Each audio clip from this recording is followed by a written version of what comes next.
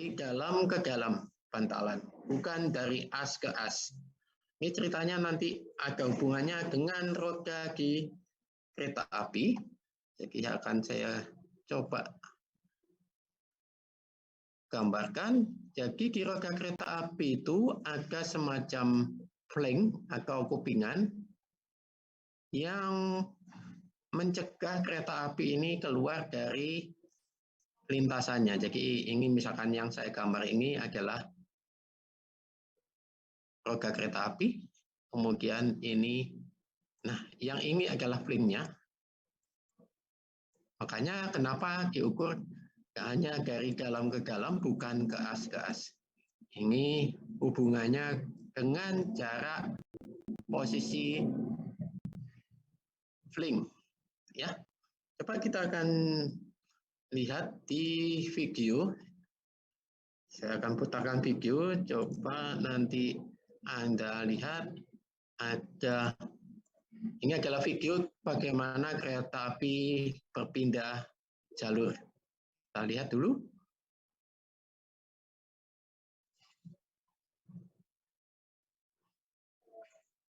Bentar, saya akan share screen.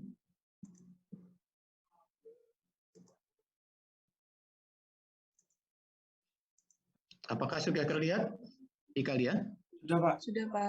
Ya, kita akan lihat.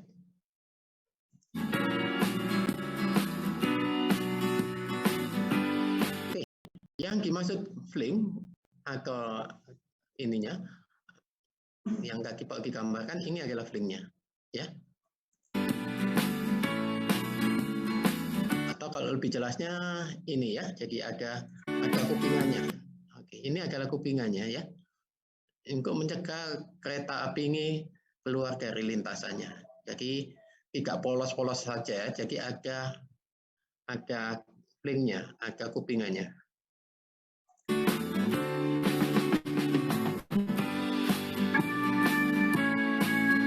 Ini adalah visualisasi bagaimana kereta api pindah jalur.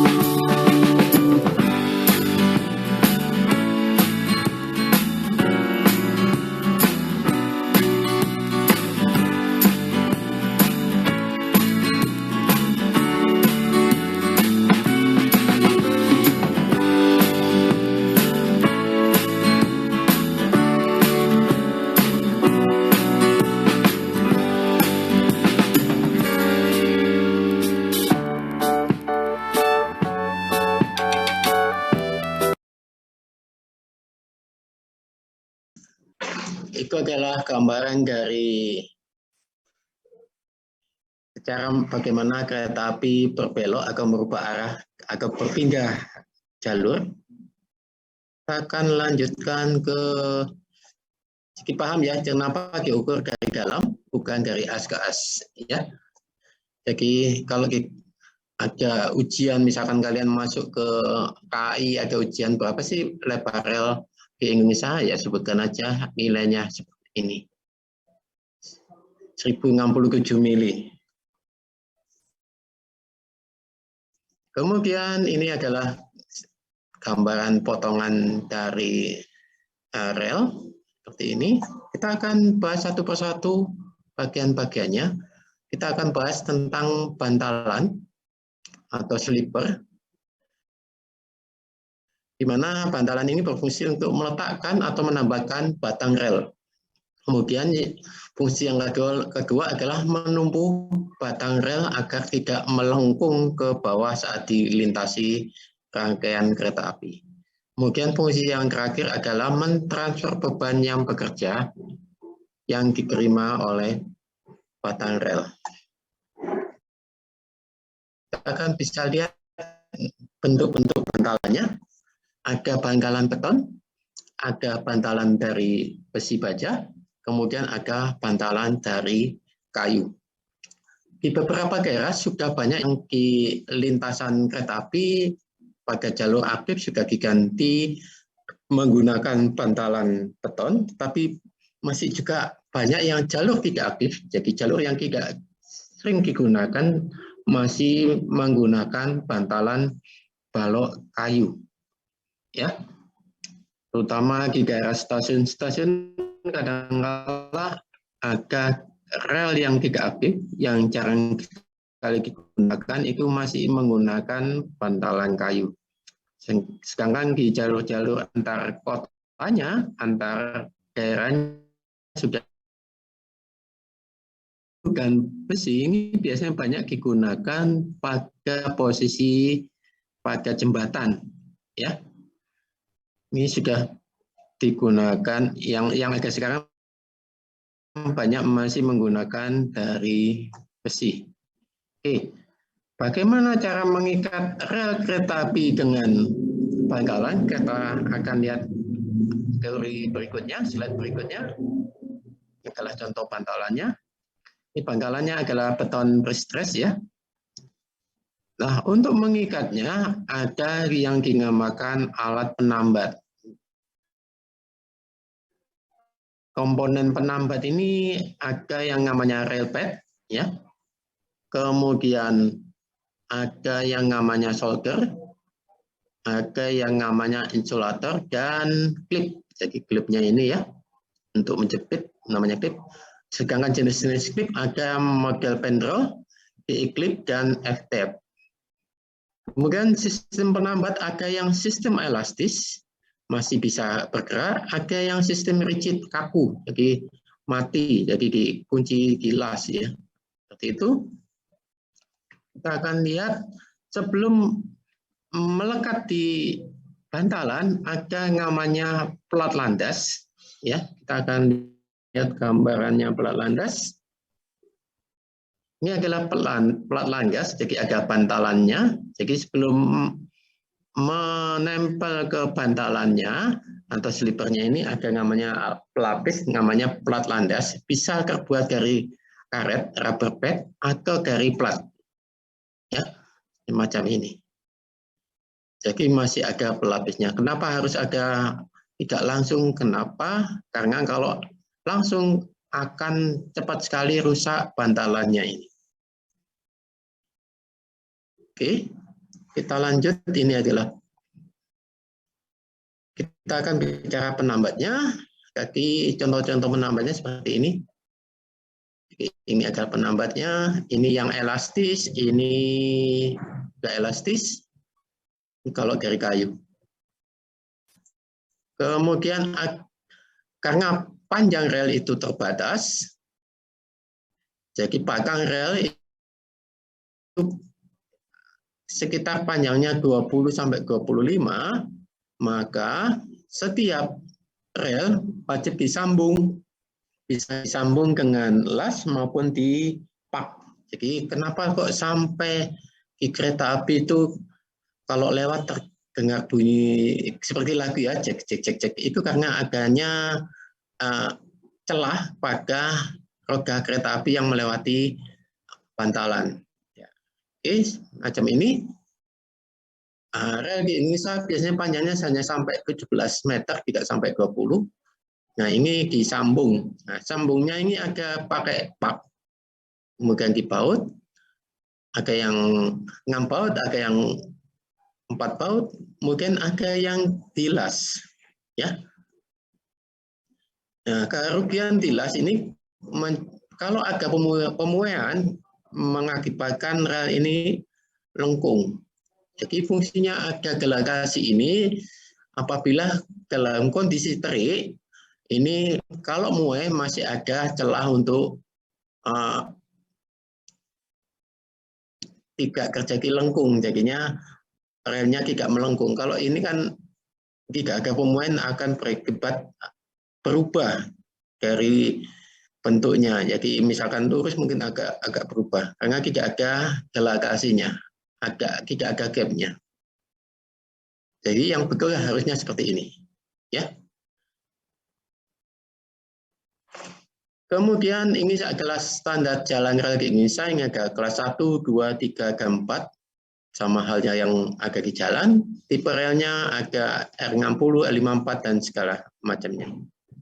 Ya. Oke, kita lanjut ke jalur.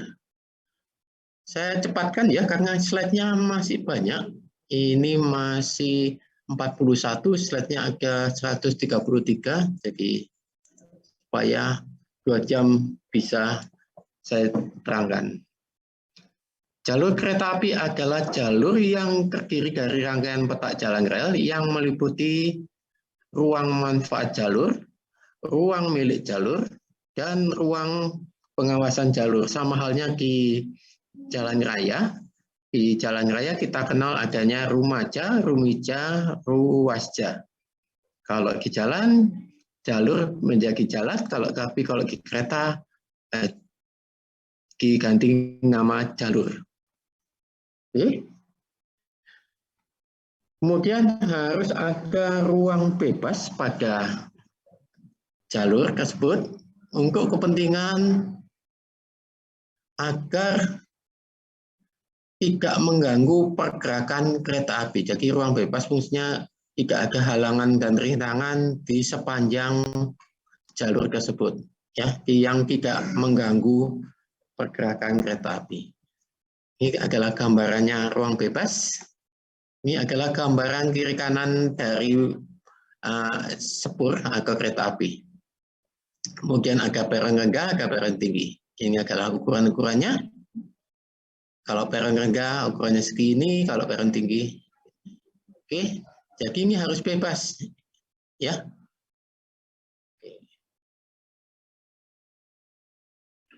Kemudian ini bagian atas juga harus bebas. Kemudian kalau ada atap juga harus bebas, ya. Aliran atas terendah, ada aliran atas normal, ada aliran atas tertinggi. Kemudian pada jalur ganda, ini harus ada ruang bebas di kiri kanan atas dari jalur rel, macam ini. Jadi kalau kalian bekerja ke bagian perencanaan, ini sangat bermanfaat ya untuk mendesain sebagai patokan. Kemudian ini di dalam terowongan juga ada ruang bebasnya. Kemudian batas ruang manfaat jalur, kita akan lihat apa yang dimaksud batas manfaat. Jadi batas manfaatnya gambarannya seperti ini. Jadi kalau relnya ukurannya 1,67 mm, harus ada ruang bebasnya. Jadi manfaat jalur misalkan ini rumijanya 6 meter, ruasnya 9 meter kiri kanan ya. Kemudian jarak dari tiang-tiang komunikasi atau tiang listrik ini harus 3,05 meter. Kemudian jarak dari sinyal Jadi di jalur kereta api ada persinyalannya adalah 2,6 meter. Ini adalah yang dimaksud rumaja. Rumaja kaki adalah ruang bebasnya dari kereta api ya. Kemudian kita akan lihat ini adalah ruang bebasnya, ruang manfaatnya di terowongan, ukuran-ukurannya.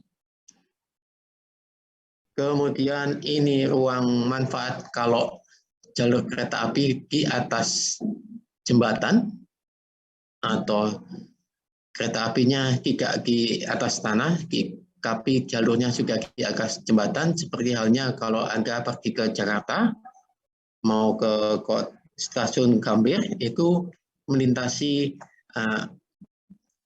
di atasnya jalan, jadi ada jembatannya. Jadi kereta apinya tidak sebidang dengan jalan raya. Ini aturannya seperti ini. Ini contohnya. Kemudian ruang manfaat yang lain untuk jalur ganda, ini adalah ukuran-ukurannya. Ini ruang bebasnya, kemudian jarak antar rel, itu as ke as adalah di antara dua double track ini adalah 4 meter. Kemudian ruang manfaat sebelah kiri kalau ada tiang-tiang listriknya adalah 3,50 meter. Kita bisa lihat contohnya, maksudnya seperti ini. Jadi jarak as ke as ini adalah 4 meter, dari sini ke sini adalah 3,05. Ini juga sama kalau ada lereng, kemudian juga sama kalau di kiri kanan ada fasilitas gedung. Ini sama juga gambarnya. Ini untuk perpotongan persinggungan pada jalur kereta api, kita harus perhatikan kepentingannya dan keamanannya. Ini misalkan tidak sebidang, tidak masalah, ini ada jarak-jaraknya. Dari misalkan ini ada pirnya, ini ada jaraknya harus minimal lebih dari 10 meter. Ya. Kemudian kalau ini harus jaraknya kurang lebih dari 10 meter. Ini contoh-contohnya. Kemudian untuk persimpangan sebidang dengan jalan raya, sebaiknya diberi slab beton, ya, plat beton, agar pengguna jalan raya aman untuk melintasi persimpangan sebidang. Namun di beberapa titik masih banyak belum menggunakan slab beton, ya, masih banyak menggunakan bentuk aslinya, jadi masih banyak hanya isinya balas saja, ya. Dan usahakan persimpangan sebidang setidaknya tegak lurus dengan perlintasan kereta api. Jangan sampai perlintasan sebidang membentuk sudut. Karena kalau membentuk sudut, kalau penggunanya menggunakan roda 2 akan gampang sekali tergelincir. Mungkin kalau kalian pernah melintasi di bawahnya flyover Arjosari, itu kan tidak tegak lurus dengan perlintasan. Nah, di sana kalau musim hujan, Anda harus hati-hati ketika melintasi rel kereta api ini. Akan sangat licin dan biasanya sering kejepit di antaranya ini. Ya, jadi kalau tidak sebidang kalau membentuk sudut akan sangat berbahaya. Kemudian saya akan jelaskan tentang apa saja yang ada di stasiun, jenis stasiun, dan kegiatannya. Nanti kita akan lihat. Stasiun ada macamnya, ada stasiun pengoperasian, ya. Kemudian ada namanya stasiun barang, ada, ini contohnya adalah layout dari stasiun. Jadi ada depo, ada emplasemen, dan stasiun. Kita akan lihat apa sih emplasemen di sini. Contoh-contohnya, apa saja yang tersedia di fasilitas stasiun, ada area untuk loket pembelian tiket. Kalau ada yang bertanya, Pak, sekarang masih sudah digunakan KAI akses aplikasi ya, tapi masih diperlukan untuk pembelian langsung atau mencetak pemesanan lewat aplikasi. Nah, pembelian langsung ini digunakan pada saat pada hari hanya. Pada misalkan berangkat jam 11 kita beli jam 10. Nah, ini bisa agak loket pembelian. Memang nggak sebanyak dahulu, loketnya ini lebih jaginya lebih sepi. Tapi di sini di sebelah loket-loket biasanya kita wajib mencetak pemesanan tiket kita. Kemudian di stasiun ada fasilitas umum, biasanya ada restoran, ada ATM, atau gerai-gerai yang lain. Kemudian di dalamnya lagi ada namanya ruang tunggu kereta. Kemudian setelah ruang tunggu ada namanya tangga dan peron. Jadi yang dinamakan peron itu adalah area sebelum masuk ke gerbong kereta. Ada namanya peron tinggi dan peron rendah. Di stasiun-stasiun kota besar biasanya peronnya sudah ditinggikan. Jadi antara gerbong kereta dengan peron ini hampir selevel. Jadi tidak diperlukan lagi tangga untuk naik ke gerbong. Untuk di stasiun-stasiun kecil masih banyak peronnya yang masih rendah. Jadi masih diperlukan tangga untuk naik. Apakah di stasiun kota kalian masih menggunakan peron tinggi atau peron rendah? Siapa yang rumahnya dilintasi kereta api dan ada stasiunnya? Siapa orang Blitar? Yang orang Blitar siapa di sini? Iya Bapak, saya. Di Blitar itu peronnya sudah tinggi atau peron rendah? Sudah termasuk tertinggi, Pak. Tinggi ya, sudah nggak pakai tangga untuk turun naiknya. Tidak, Pak. Mungkin ada di beberapa meter sebelumnya di emplasemen itu masih menggunakan tangga atau semuanya sudah ditinggikan? Kalau stasiun yang kecil-kecil masih belum ada. Peron tinggi ya, peron rendah semuanya berarti ya. Gitu. Jadi kalau di Malang rasanya sudah peron tinggi semuanya ya, apalagi yang kalau kita masuk di lewat yang sisi timur itu sudah enak sekali, turun langsung nggak usah pakai tangga untuk turun naik ya. Oke, kita lanjutkan. Di stasiun ada namanya emplasemen, tempat parkirnya kereta api sebelum diberangkatkan ya. Jadi kereta apinya sebelum berangkat dia menunggu di emplasemen ya. Namanya emplasemen.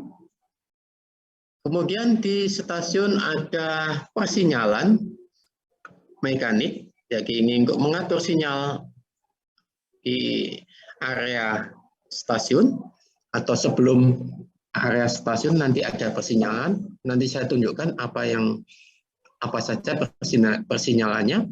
Kemudian ada juga untuk mengatur, kalau di video tadi mengatur jalur ya. Jadi ada weselnya dipindah jalurnya. Jadi kereta apinya dipindah arahkan ke jalur yang lain. Ini alat pengatur jalurnya. Kaki di video sudah diperagakan. Kemudian ini adalah salah satu persinyalannya untuk pemindah jaluran ya di motor weselnya. Jadi ini bisa, kalau di video tadi kan bisa bergerak ya ke jalur 1, trek 1, trek 2. Kemudian ini adalah persinyalan. Apakah kalian pernah lihat seperti ini di jalur kereta api? Ya, ini menunjukkan jalur aman atau jalur masih ada kereta api ya. Kemudian di stasiun ada ruang persinyalan elektrik. Di sini terdapat namanya GPK, grafik perjalanan kereta api. Dan ini ia akan menunjukkan oh kereta apinya masih di posisi ini di stasiun ini ya. Ini ada persinyalan elektrik di sini untuk mengendalikan atau tidak. Ini meja pelayanan sinyal di stasiun ya. Ini bisa kita lihat ini adalah posisi-posisi sinyal ya. Kemudian ini adalah KPK-nya dan jalurnya. Jadi kalau di stasiun biasanya ada jalur 1, jalur 2, jalur 3 ya. Oke.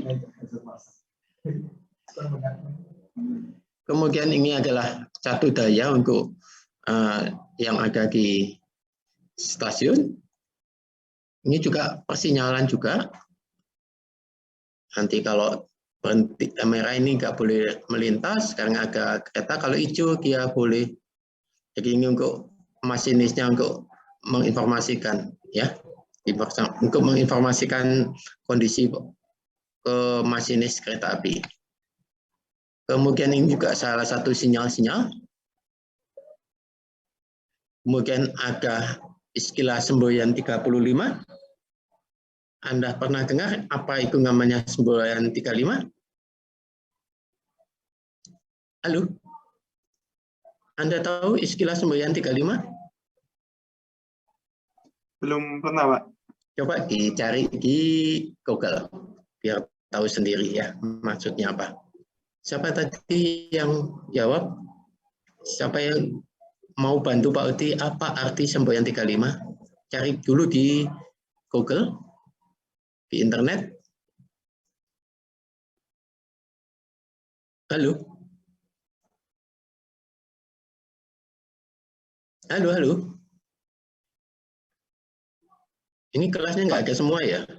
Kalau di internet itu, Pak, semboyan suara yang dilakukan dengan cara masinis membunyikan suling Iya. lokomotif.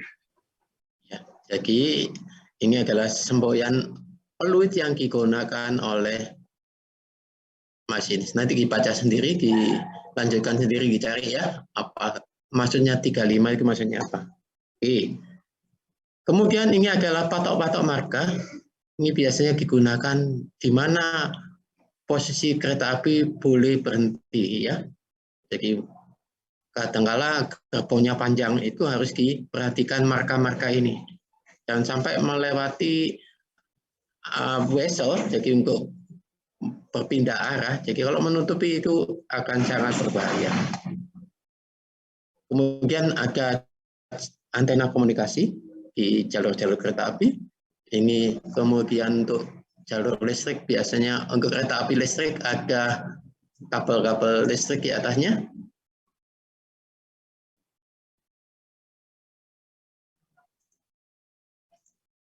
Ini untuk kereta api listrik, untuk aliran atasnya. Kemudian contoh-contohnya ini catu daya untuk memberikan aliran listrik pada kereta api listrik di atasnya ya.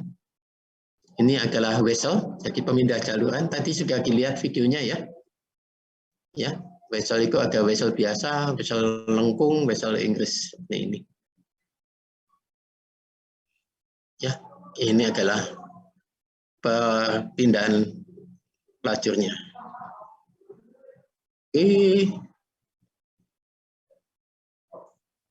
Ini bisa dibaca sendiri. Ini jenis-jenis jembatan pada perlintasan ya. Ini macamnya, jenis-jenisnya bisa dibaca sendiri. Ada jembatan terbuka dan jembatan tertutup. Kemudian tipikal struktur terowongan. Ini proses pembuatannya. Ini jenis kereta ukur. Kemudian alat-alat uji pada konstruksi kereta api. Mungkin Anda sudah tidak asing lagi dengan alat-alat uji ini. Anda pernah ke lab ya? Halo? Uji beban? Iya. Uji seperti ini juga kah? Kelasnya Pak Taufik atau kelasnya Pak Nawir? Belum, Uji. Pak. Loh, Ditekan beton, Pak. iya, tekan beton, tapi pembebanan ini ya, bukan tekan betonnya. Ya, Ini biasanya untuk plat landasnya, plat landas bantalannya. Kemudian ini untuk mengukur spektrum gelombang. Kemudian ini untuk kabel yang ada di perlintasan, kabel optiknya, ya. Ini untuk kerusakan kabel, alat-alatnya, ya. Mengukur tahanan pada pentanaan, kalau biasanya untuk kereta listrik, ya. Ini juga untuk kereta listrik. Ini juga penangkal petirnya. Kemudian ini untuk mengukur suhu pada rel, ya, suhunya berapa, ya. Kemudian untuk menguji ukur kekerasan beton.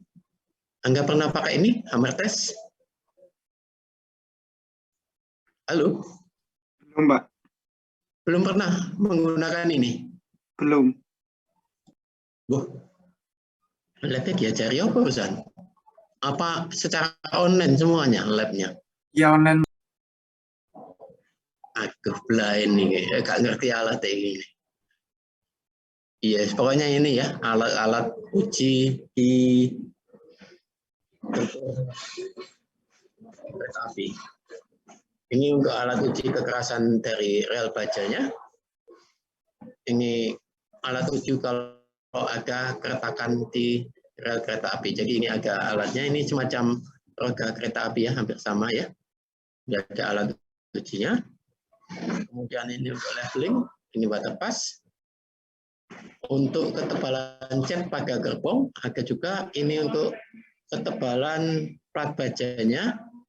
Kemudian ada alat ukur total stression untuk kelurusan. Kemudian ini untuk perbaikan di wesel. Ini alat perawatannya. Ini untuk apa ya, kalau di kanan itu menggemburkan tanah, tapi kalau di sini untuk supaya balasnya dari kaki yang supaya jadi padat ya. Ini juga mesin pecok profil. Kita akan lihat video yang lain tentang di kereta api kalau dilakukan perawatan.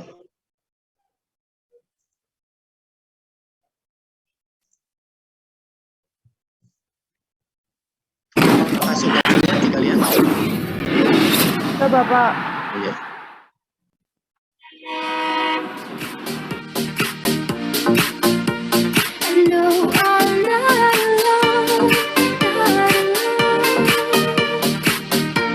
Ini biasa digunakan jalur-jalur yang lama yang pernah digunakan di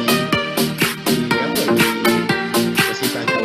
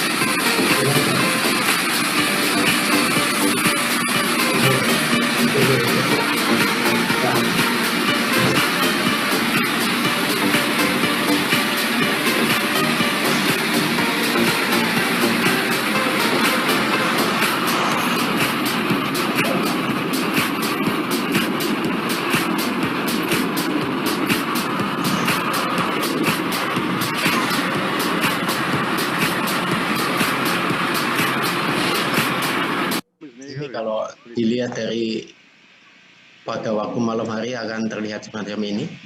Jadi ada percikan di sepanjang relnya. Karena ini modelnya seperti digerinda relnya, dibersihkan dari kerak-kerak. Siap, si Pusgari.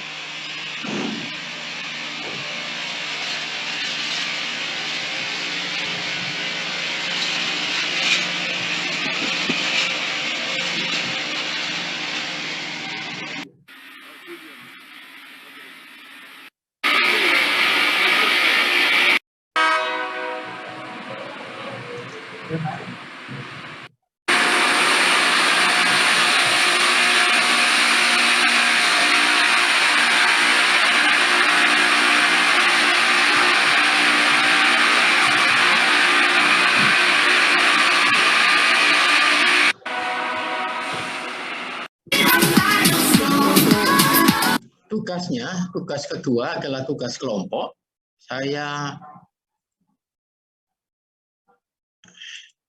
Satu kelas ada 26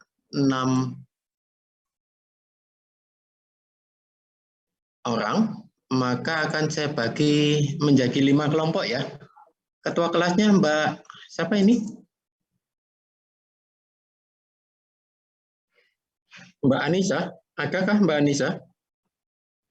Iya, Bapak. Ya, tugasnya adalah dari 5 kelompok ini cari layout stasiun bebas. Tahu layout stasiun ya? Jadi tata letak stasiun itu emplasemennya, keterangannya apa saja yang ada di stasiun. Jadi bagian-bagian dari stasiun. Ini rata-rata masih di daerah masing-masing atau bagaimana ini? Ada Ada yang yang di di Malang. daerah masing-masing, Pak. Iya, jadi kalian bagi sendiri ya. Halo? Iya, Bapak. Oki Ini nggak paham. kapan terakhir ya, Pak? Minggu depan, jadi setiap pertemuan ada tugas. Ini yang kedua, tugas yang kedua ini ada tugas kelompok. Saya akan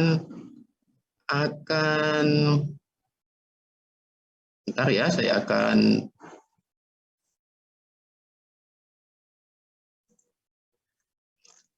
berikan tugas di tugas kedua.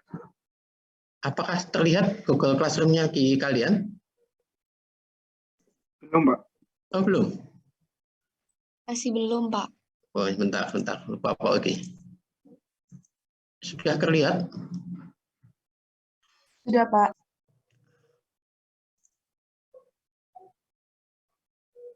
Jadi tugas kedua adalah tugas kelompok.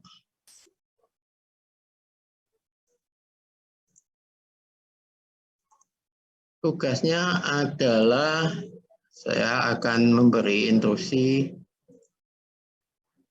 cari atau survei layout stasiun, terserah, kemudian jadikan gambar AutoCAD. Ya. Oke, saya tulis 5 kelompok ya. Dibagi sendiri ketua kelasnya biar paham. Nanti kirimkan daftar kelompoknya ya. Atau di tugas itu ditulis siapa saja namanya kelompoknya. Dikumpulkan minggu depan, Kamis. Hari Rabu ya. Halo? Iya, Bapak. Rabu. Oke. Paham yang dimaksud tugasnya? Bisa langsung minta ke stasiun layoutnya, PDF boleh kemudian jadikan ke AutoCAD, atau biasa cari di internet, bebas stasiunnya. Halo? Baik, Pak. Ya, jadi di stasiun itu berapa sih panjang emplasemennya, berapa sih nama-nama apa saja sih yang ada di situ, gitu loh. Ada berapa lajur, gitu ya. Baik, Pak. Baik. Hanya layoutnya, nggak sampai detailnya, hanya layout. Oke? Ada yang mau ditanyakan? Permisi, Ini Pak. kita Ya, kirimnya satu-satu atau perwakilan kelompok ya, Pak ya? kelompok. Tadi kan tugasnya tugas kelompok. Pak. Ya, tugasnya kelompok. Kelompoknya kalian bagi sendiri, ya. Kelompoknya dibagi sendiri. Oke. Oke. Tugasnya dibagi sendiri, kelompoknya dibagi sendiri. Oke. Pak, permisi Pak, untuk RB Muhammad Muslim hadir Pak dan sudah Iya. di absensi. Masih mau bentar nggih. Bentar ini sama Bu Mona ngobrol sebentar ya.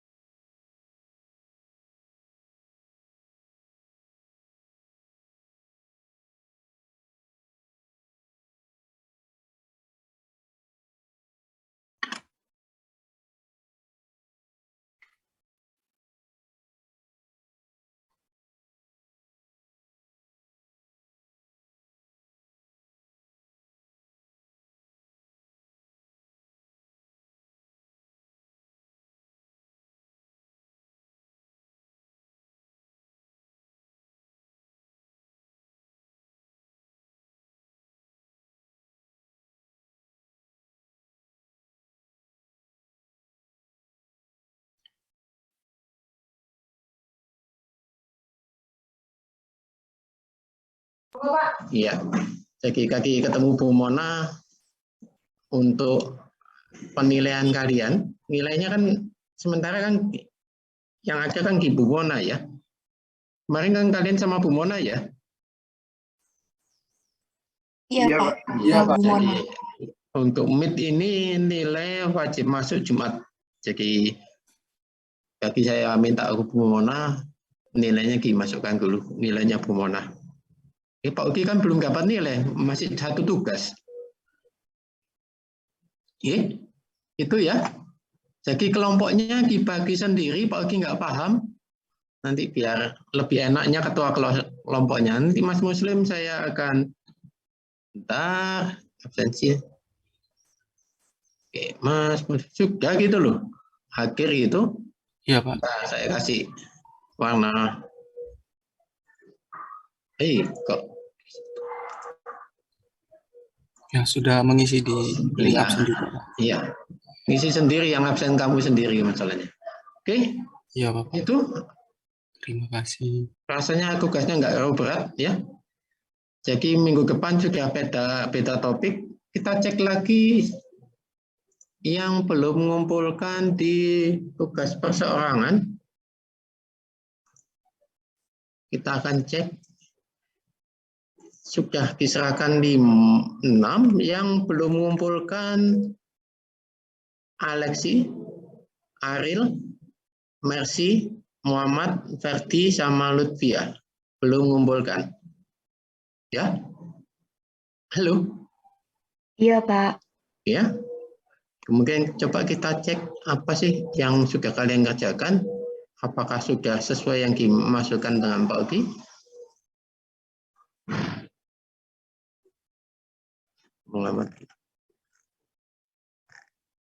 Posisinya